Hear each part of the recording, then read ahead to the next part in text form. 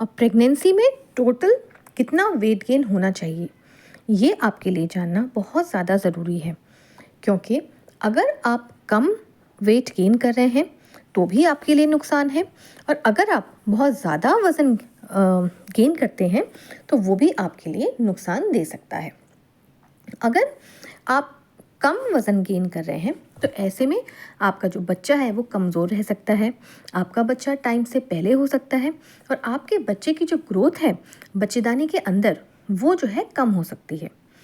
अगर आपने बहुत ज़्यादा वेट गेन कर लिया, आपका वज़न बहुत बढ़ गया है, ऐसे में आपको गेस्टेशनल डायबिटीज़ होने का खतरा है। यानी कि प्रेगनेंसी के टाइम पे कभी कभी शुगर बढ़ जाता है, वो दिक्कत हो सकती है। दूसरा, आपका जो ब्लड प्रेशर है वो बढ़ने का खतरा रहता है। ये उसको बोलते हैं प्रेगनेंसी इंड्यूस्ड हाइपरटेंशन। ये 5वें-6ठे महीने से आपका बीपी बढ़ने लग जाता है।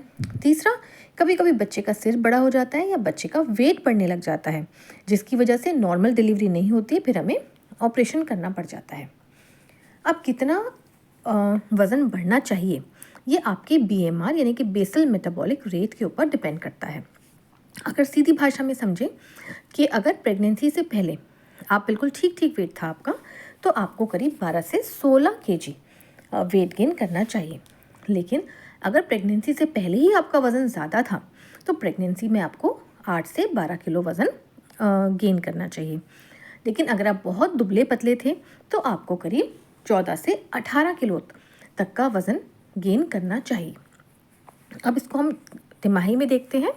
तो जो शुरू की तिमाही है यानी कि शुरू के 3 महीने हैं, उसमें मुश्किल से 1 से 2 किलो वज़न ही बढ़ता है, और बाद के जो 3-3 महीने हैं उनमें करीब 5-5 किलो के आसपास का वज़न बढ़ता है।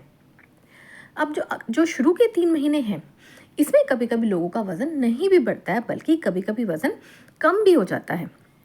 क्यों? क्योंकि शुरू के 3 महीने में पेशेंट को उल्टी करने का मन करता है, उल्टी होती है, पेट चढ़ा रहता है, खाने का मन नहीं करता है, तो ऐसे में वज़न कम रहता है। लेकिन इसमें आपको टेंशन करने की कोई बात नहीं है, क्योंकि 3 महीने के बाद भी बच्चे का वज़न करीब 100 ग्राम के आसपास ही रहता है।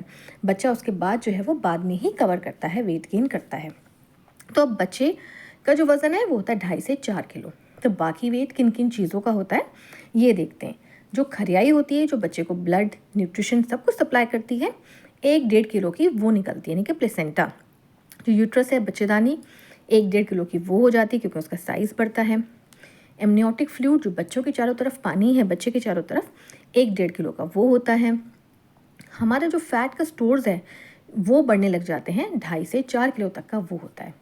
जो ब्रेस्ट हैं उनका वेट बढ़ता है 2 किलो करीब के, वो 2 किलो उसमें बढ़ता है। जो ब्लड का जो प्लाज्मा होता है करीब 2.5 से 4 किलो वो बढ़ता है।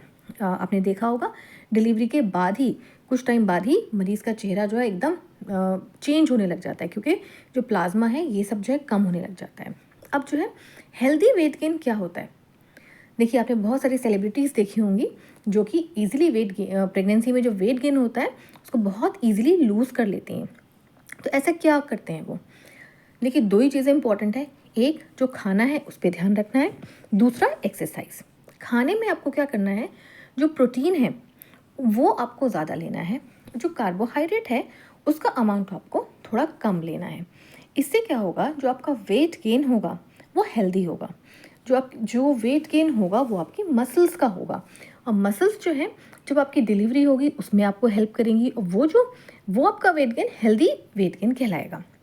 प्रोटीन में आप पनीर है उसको फ्राई करके ले सकते हैं, एग ले सकते हैं, स्प्राउट्स ले सकते हैं, दालें हैं, राजमा हैं, ये सब प्रोटीन के बहुत अच्छे सोर्सेज हैं। आप इनमें से कोई भी ऑप्ट कर सकते हैं।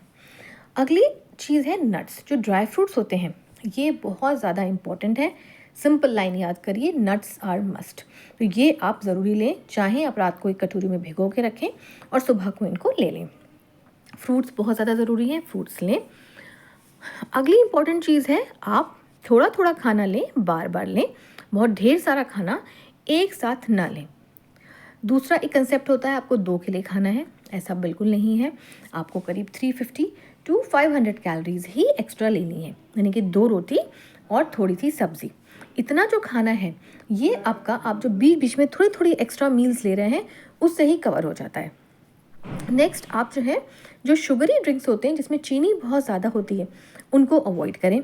जो जूसेस आते हैं रेडीमेड जिनमें शुगर ज़्यादा है उनको अवॉइड करें। और बेस्ट ये रहता है कि आप फ्रूट्स जो हैं पूरे लें, क्योंकि इससे आपको फाइबर भी मिलेगा। जो आपकी पेट की दिक्कतें हैं वो ठीक होती हैं। कोशिश करें कि आप एक्टिव रहें, जिससे जो आप खाना खा रहे हैं वो आपकी बॉडी में अच्छी तरीके से यूज़ होगा। जो आपकी मसल्स हैं वो स्ट्रॉन्ग होंगी, जो कि आपको आगे चल के नॉर्मल डिलीवरी में भी हेल्प करेंगी। और अगर सिजेरियन भी होता है तो आपकी जो रिकवरी है उसमें बहुत ज़्यादा हेल्प करती हैं। कोई आपको क्वेश्चंस हैं वो आप पूछ सकते हैं। अगर आपको वीडियो अच्छा लगा है तो इसे लाइक करें, शेयर करें और मेरे चैनल को सब्सक्राइब ज़रूर करें। Thank you.